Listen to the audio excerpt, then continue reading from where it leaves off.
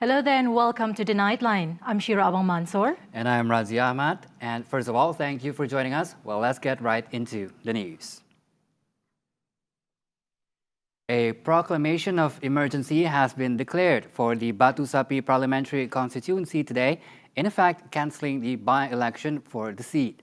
In declaring the emergency, Yang di-Pertuan Agong Al-Sultan Abdullah said the proclamation of emergency based on Clause 1, Article 150 of the Federal Constitution was made after studying the explanation given by Prime Minister Tan Sri Muhyiddin Yassin, who advised the King based on a decision taken at the Cabinet meeting. Istana Negara today released a statement saying that with this declaration, whatever proceedings that had begun for the P185 Batu Sapi by-election would not be continued for the sake of preventing an outbreak of the fourth wave of COVID-19. Istana Negara added His Majesty has consented that the declaration of emergency proclamation for Batu Sapi, Sabah be implemented as a proactive step to curb the COVID-19 pandemic. The election had originally set November 23rd for nomination, December 1st for early voting, and December 5th for polling for the Batu Sapi by-election. Istana Negara said another date will be set for the by-election. The by-election was called after Batu Sapi Member of Parliament Datuk Liew Vui Keong passed away on October 2nd. In the statement, Comptroller of the Royal Household Datuk Ahmad Fadil Shamsuddin said His Majesty was very concerned over the safety of the people in view of the spike in COVID-19 clusters and cases in the country after the 16th Sabah state election on September 26. He said the consent of His Majesty was given based on the lessons and experience of the Sabah state election, which was the main factor for the third wave of COVID-19 in Malaysia. 4 cases were identified under the cluster and all of them have been warded at the Sarawak General Hospital for further treatment. According to SDMC, as of noon today, 237 people have been screened with 3 tested positive, 220 negative, and another 12 awaiting the lab test results. Following the detection of a positive case in the area, active case detection have been conducted by the State Health Department and several agencies under the SDMC from November 16th at a factory at Demak Laut in Kuching. Meanwhile, 5 other clusters remain active in Sarawak with the Bagi cluster, Seladah cluster, Green Hill cluster, Wisma Saberkas cluster and Jalan Abel cluster not reporting any new positive cases today. Sarawak today recorded 3 new COVID-19 cases. All are close contacts to previous positive cases related to the new cluster which emerged today, which is Besi cluster. This brings the total number of positive cases in the state to 1,045.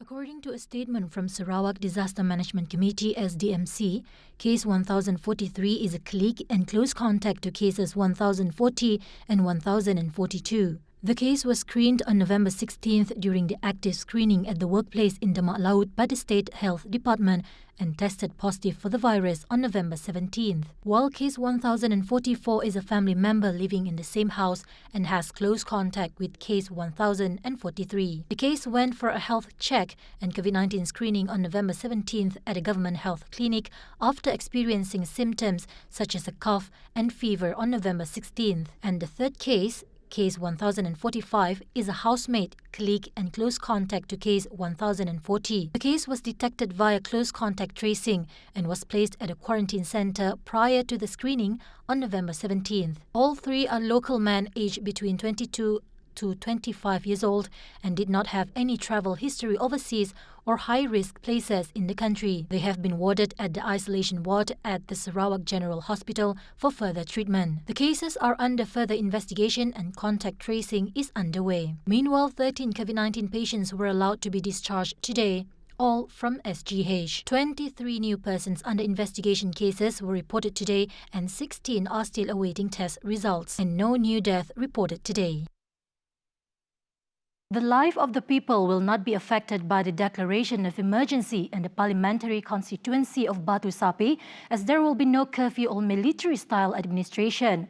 Prime Minister Tan Sri Muhyiddin Yassin said the administration of the government, as well as economic and social activities, would continue, subject to the practice of the new normal and regulations under the Conditional Movement Control Order (CMCO) in force in Sabah now.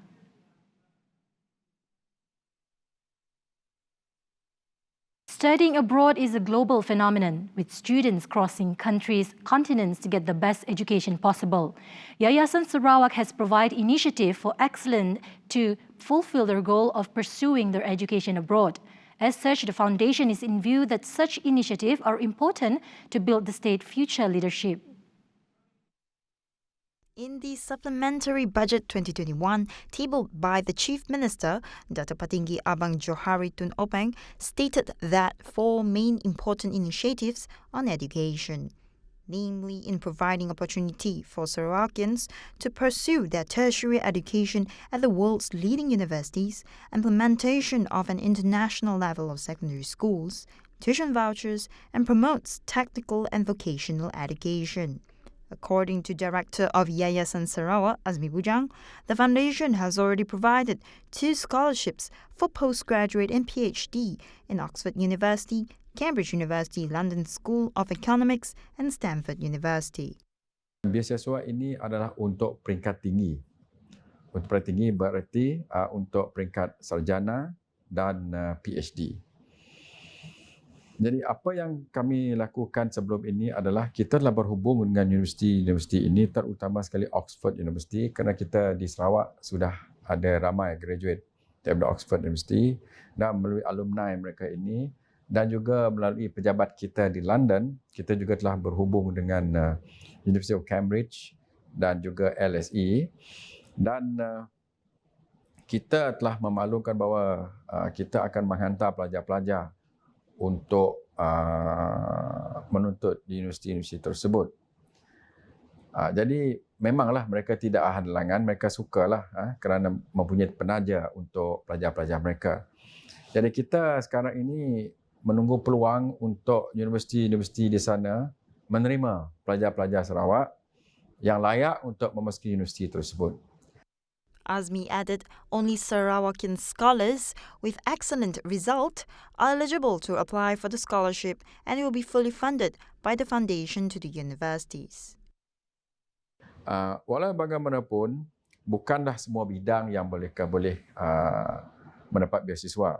Kita mempunyai prioriti ataupun keutamaan yang ditetapkan oleh kerajaan negeri tentang khusus-khusus yang kita taja.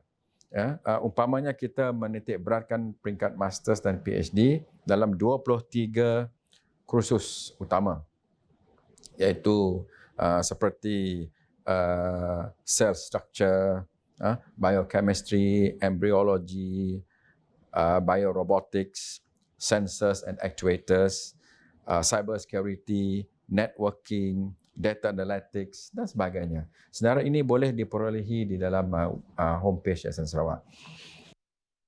However, Azmi said whoever applied for this scholarship must prove that they are serious and worthy to receive this scholarship. Meanwhile, on the tuition voucher, Azmi said that it was to help the B40 group. He said that a total of 10 million ringgit has been allocated to Yayasan Sarawak to implement this program. Dan kita mempunyai pendekatan agar kita tidak mahu anak-anak kita yang di luar bandar, yang tidak ada pusat tuition, yang tidak ada sekolah-sekolah tuition seperti mana yang banyak terdapat di bandar-bandar besar, untuk terlepas peluang ini. So kita sekarang telah membuat strategi bagaimana projek ini dapat dilaksanakan sebaik-baiknya. He said that the strategic program implemented by the state government will increase the performance of students in the country, especially in rural areas. Dan kita menyambut baik seruan bajet ini, kerana inilah satu-satunya cara untuk kita meningkatkan lagi prestasi anak-anak kita di sekolah. Dan saya rasa voucher atau program ini adalah mirip-mirip kepada program Hyper Yayasan Sarawak, iaitu High Performing Rural Schools, di mana kita juga membiayai tuition untuk anak-anak sekolah, khususnya di luar bandar, supaya mereka ini dapat mencapai kelulusan yang lebih tinggi. Bukan target kita untuk mendapat cemerlang semua A. Kita ingin meningkatkan prestasi keseluruhan sekolah tersebut. Jadi inilah target kita, supaya prestasi secara keseluruhannya SPM, di Sarawak meningkat dengan baiknya.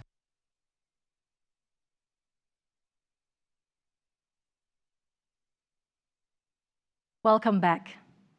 Ensuring the survival of the tourism industry, the federal government is serious in its efforts to assist tourism industry players in the country who have been badly affected by the COVID-19 pandemic. Tourism, Arts and Culture Minister Datuk Seri Nancy Shukri said this was proven through the 200 million ringgit allocation for the Tourism Recovery Plan under Budget 2021 as tabled by Finance Minister Tengku Datuk Seri Zafrul Tengku Abdul Aziz recently. Nancy explained that even though the allocation was not stated in the tabling of Budget 2021, the allocation was provided to her ministry. Additional 200 juta itu bukan tambahan. Ingin saya nyatakan itu adalah memang bajet untuk pelancongan untuk tahun 2021. Dan selain daripada itu juga ada yang tidak disentuh di dalam bajet juga, tidak disebutlah. Kraft tangan punya bajet. Kita dapat 57 ke sebelum tu? 57 dan kita dapat 91 tahun ni untuk tahun 2021. Dan juga untuk aswara yang tidak disebut juga. Dan semua bajet-bajet ini adalah penting bagi kita untuk kita highlight lah kepada masyarakat kerana ianya memberi kesan kepada industri, penggiat-penggiat industri. Under the Tourism Recovery Plan, she said the ministry would be implementing several initiatives such as discounts for tourist destinations, family holiday packages, arts and culture promotion, accommodation, vouchers and Meet in Malaysia campaign.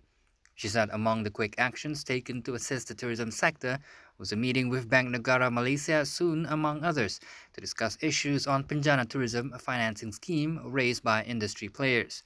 She added issues such as difficulties in getting loans, strict application conditions, and rejection of applications faced by industry players as they are categorized as high-risk industry.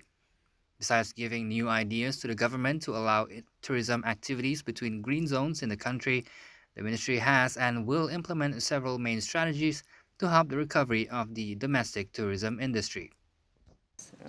Sebenarnya kita mempunyai strategi kita tertentu. Strategi kita ada strategi the short term strategy, we have medium term strategy, and then kita ada long term strategy.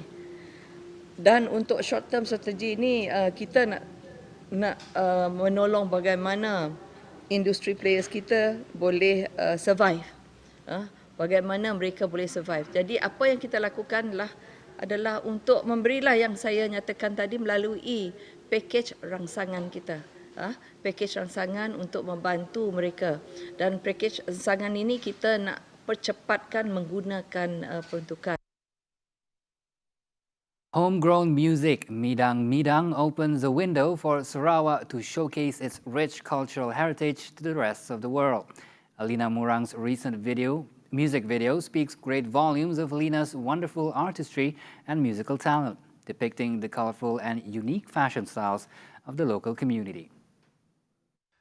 Penonton-penonton, walaupun program ini adalah dibuat secara online, memandangkan kita sedang menghadapi pandemik COVID-19 dan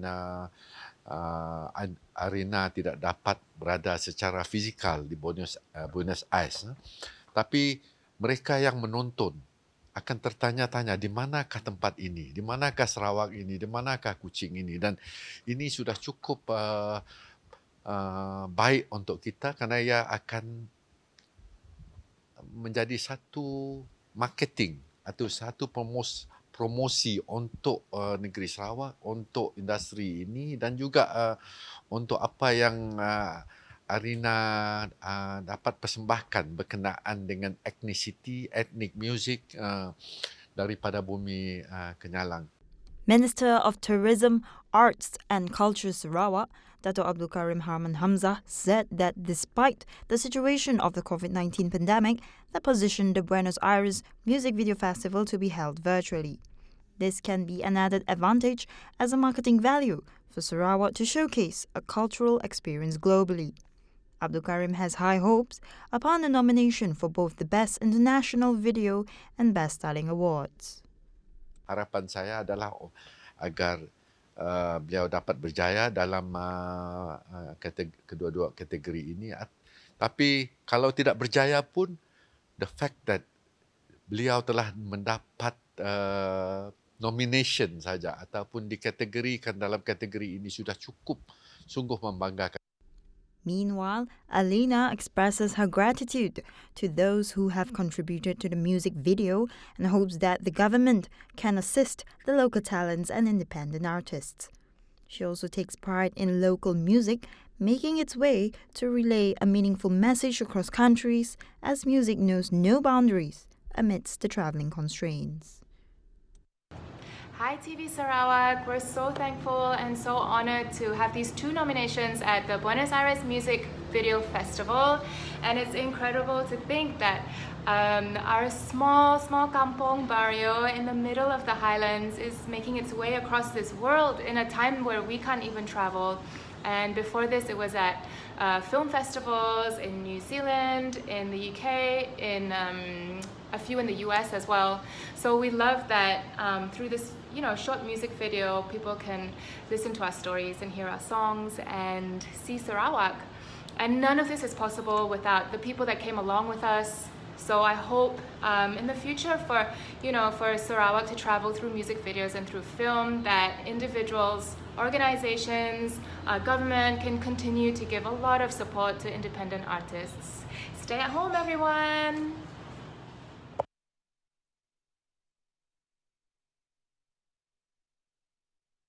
High tide phenomenon happening in Sarawak recently has raised concerns, especially those who live along the beach. Therefore, the level of preparation needs to be increased to deal with any possibility of flood. Checks from TVS at Samarahan area earlier this afternoon has found that some villages have been inundated by flash floods. This include the kindergarten in Kampung Tambirat. Okey, setakat lagi malam tadi, 2 malam lah dari semalam lagi, setakat malam tadi, 2 malam 6.5 air ini adalah malam semalam adalah paling tinggi. Sebelum ni kami mengalami air yang paling besar 6.7. 6.7 adalah paling besar. Ini disebabkan ketika kami berdekatan dengan sungai. Sebelum ini terjadi, kami memberitahu dalam grup kami kan ada grup. Kelas A, kelas B, kelas C dan kelas D. Kami berpandu dengan amanah, lepas tu kami hubungi ibu bapa supaya tidak hadir ke sekolah disebabkan banjir ini. Okey. Banjir bukan setakat ni aja, dalam setahunnya ada 3 kali. Paling-palingnya 3 kali. Paling kurangnya 2 kali. The flood situation in Kampung Tambirat also caused damage to the residents' properties. One of the residents have voiced out suggestions to solve the flood issues. Jadi untuk mengatasi masalah banjir di Tambirat itu senang, ada 2 perkara. Satu, sungai-sungai kalau ditutup, polah pintu gate tukang pilah pintu supaya air pasang dan menutup. Kedua, jalan tu ditambahkan tinggi lagi. Sebab bila kami melihat sebenarnya tu air bila air high tide tu air besar, daya semua hapus, air terjun. Jadi semuanya masuk dalam tu. Meanwhile, report from Malaysian Meteorological Department Met Malaysia stated that the change phase of the northeast monsoon will continue until next March. Jadi untuk negeri Sarawak di sepanjang monsun timur laut ini apa yang kita jangka adalah keadaan cuaca lebih lembap lah. Iaitu lebih banyak aktiviti hujan daripada yang monsun yang sebelum ini. Jadi untuk barat Sarawak, apa yang berlaku pada 2 hari yang lepas, memang keadaan cuaca di bahagian barat Sarawak ini, terutamanya di bahagian Kuching, Sembarang, Surian, Betong, Surike dan juga sebahagian daripada bahagian Sibu juga, sering mengalami hujan, terutamanya pada lewat petang, dan ada kalanya dia berakhir berlanjutan sehingga ke awal pagi, terutamanya di bahagian barat Sarawak lah. Asked on the possibility of massive floods, this is Ambun's response. Kita akan sentiasa memantau perkembangan cuaca di negeri Sarawak ini dan kita akan sentiasa mengeluarkan maklumat cuaca. Jika kita mendapati ada kemungkinan berlaku hujan lebat, so kita akan mengeluarkan amaran cuaca hujan lebat lah. Dan amaran-amaran ini kita akan salurkan kepada agensi pengurusan bencana negeri yang bertanggungjawab untuk dari segi pemindahan ke ada ke semua tu, dari segi logistik semua tu kita akan salurkan.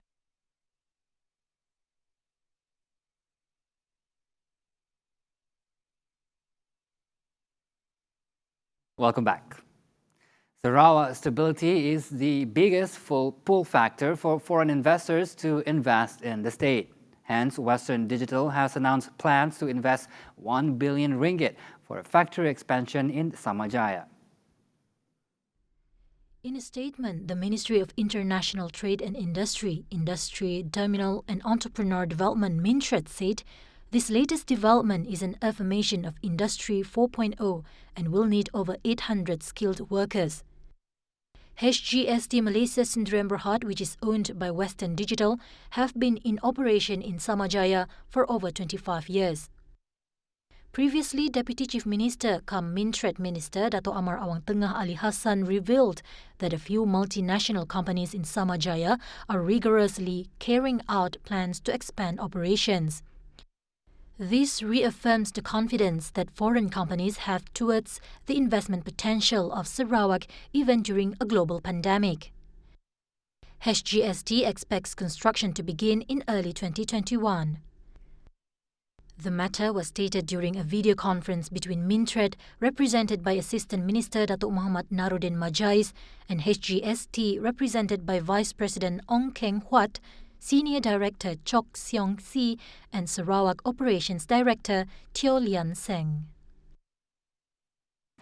The Malaysian Anti-Corruption Commission, MACC, has thanked the Immigration Department's top brass assistance that led to a syndicate involved in abusing the use of the department's entry and exit stamp for foreign workers and illegal immigrants. MACC Chief Commissioner Dato' Sri Azam Baki said the department's Director General Dato' Khairul Zaimi Daud cooperated in investigating and carried out surveillance works on the case, even though it involved his personnel. Azam also said the Commission welcomes cooperation in the form of investigation and intelligence from other agencies against corruption and power abuse. MACC has crippled a syndicate that provided immigration services to foreign workers and illegal immigrants. The syndicate, whose members include immigration officers, have taken the advantage of the lockdown imposed due to the COVID-19 pandemic to provide illegal services to foreign workers and illegal immigrants. The syndicate's services is said to have seen a higher demand since the start of the movement control order in March. However, graft busters got wind of it, and after months of surveillance, the anti-graft authorities made a round of arrests, putting an end to the syndicate's activities. In a nationwide blitz codenamed Opsalat, 46 people, which included 27 immigration officers, 14 foreign workers, agents, and 5 civilians who acted as middlemen in the syndicate, were arrested on Tuesday, November 17, which brought 44 of the suspects to obtain a remand order. Meanwhile, commenting on the arrest of his men, Khairul said the department will not compromise with staff who abuse their power for personal gains. A verbal argument that ensued between a father and son took a tragic turn, with the father getting stabbed to death with a knife. The untoward incident occurred at their house in Kampong Simpang Pertang, Jelebu. Jelebu District Police Chief Deputy Superintendent Maslan Udin said the police were alerted of the incident after passers-by saw the victim, age 59, lying in a pool of blood at the entrance of the house. Preliminary investigation said a quarrel broke out after the man scolded his son, age 35, for spending too much time on the phone. During the quarrel, the man was said to have hit the son with a plastic chair, and the son retaliated by stabbing the father. The suspect, who is unemployed, then fled on a motorcycle but was arrested by the police shortly after. And that concludes the Nightline. Thank you for joining us. I am Razi Ahmad. And I'm Shira Abong Mansour. We'll see you next time. Have a good night.